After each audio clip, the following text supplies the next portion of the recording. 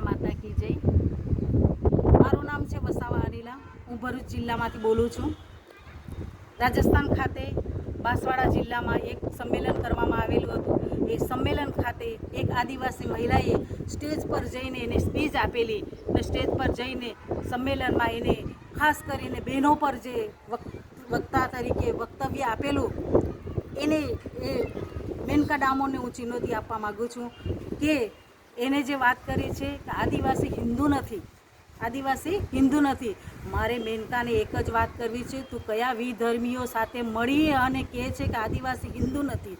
આદિવાસી બહેનો પર ખાસ વાત કરી કે આદિવાસી બહેનોએ મંગળસૂત્ર ન પહેરવા જોઈએ, આદિવાસી બહેનોએ ટીકો નહીં લગાવવો જોઈએ, આદિવાસી બહેનોએ શિંગાર નહીં કરવો જોઈએ, આદિવાસી બહેનોએ ઉપવાસ નહીં રાખવા જોઈએ, આદિવાસી બહેનોએ વ્રત નહીં કરવા જોઈએ। તો તને આ વાત કરવા માટે કયા વિધર્મી લોકો સાથે મળીને કયા લોકોએ તને ફંડિંગ કર્યું છે અને કઈ તાકાતથી તું બોલી રહી છે? જો તને આ બધા તારો જે તું બોલી છે એનો જવાબ જો તને જોઈતો હોય તો આવી જજે ભરૂચ જિલ્લામાં વસાવા અનિલાબેન પાસે। અને આ સ્ટેજ પરથી તે જે આ બોલી છે કે જે અમારા આદિવાસીની સંસ્કૃતિને તે દબાવવાની કોશિશ કરી છે, આદિવાસીઓ લોકોને આવી ખોટી રીતના તું ગેરમાર્ગે દોરી રહેલી છે।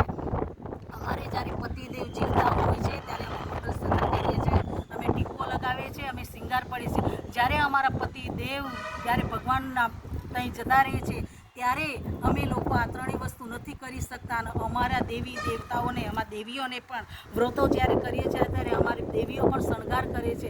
અમારા શણગાર વગરની સ્ત્રી કેવી હોય છે એટલે કયા ધર્મમાંથી આવે છે, તું કયો ધર્મ પાડે છે, કયા વિધર્મીઓ સાથે મળી અને તું આ બધી બોલી રહેલી છે? તને ફંડિંગ કરવાવાળું કોણ છે, કોનો સાથ છે?